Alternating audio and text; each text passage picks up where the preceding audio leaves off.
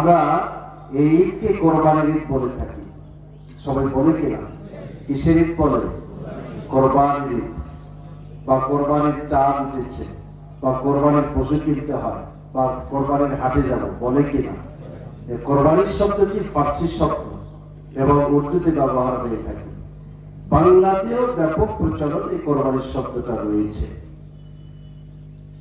কোরআন কারীমে কোরবান শব্দ এসেছে, ইয কাররাবা কুরবানান ফাতাকাব্বালা মিন আহাদিহিমা ওয়া লাম ইয়াতাকাব্বাল মিনাল আখার।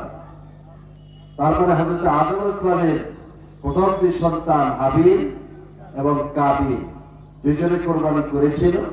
দুইজনের পক্ষ থেকে একজনের কোরবানি মহান আল্লাহ তাআলা কবুল করেছেন। কার কোরবানি? আল্লাহ তাআলা বলেছেন, ইন্নামা ইয়াতাকাব্বালুল্লাহু মিনাল মুত্তাকিন। যারা মুত্তাকি, মূলত আল্লাহ তাআলা তাদের কোরবানি কবুল করেন। সুবহানাল্লাহ বলেন।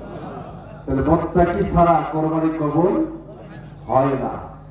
সূরা হজ্জের 37 নম্বর আয়াতে কারিমায় আল্লাহ তাআলা বলেছেন, লা ইয়ানালুল্লাহা লুহুমুহা ওয়ালা দিমাউহা ওয়ালাকিন ইয়ানালুহুত তাকওয়া মিনকুম।